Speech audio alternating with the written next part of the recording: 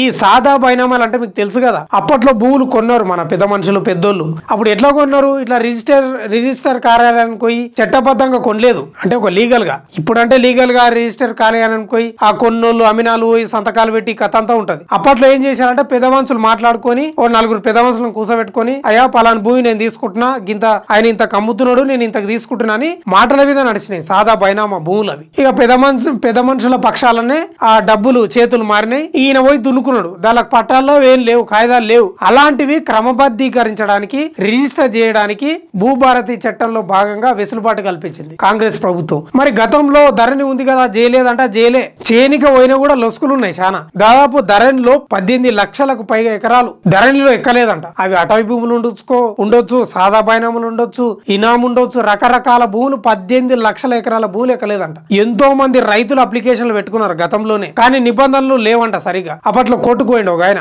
పోతే స్టే విధించింది. లేదు, ధరణిలో లోపాలున్నాయి, నిబంధనలు బాలేవు, ఆపేయండి, మీరు క్రమబద్ధీకరణ చేయడానికి వీలు లేదని స్టే విధించింది. ఇప్పుడు కాంగ్రెస్ ప్రభుత్వం వచ్చింది కదా, ఆ స్టేను తొలగించండి, మేము కరెక్ట్ నిబంధనలు తెచ్చినాం, సాదా బైనామాలను క్రమబద్ధీకరిస్తాం అని కోర్టుకు పోయింది తెలంగాణ రాష్ట్ర ప్రభుత్వం. కోర్టు కూడా స్టే తొలగించింది. ఇక మొత్తం క్లియర్ అయిపోయింది. ఇక సాదా బైనామాలు ఇప్పుడు లక్షల మంది రైతులు పోయి అప్లికేషన్లు పెట్టుకుంటున్నారు భూభారతి దగ్గర.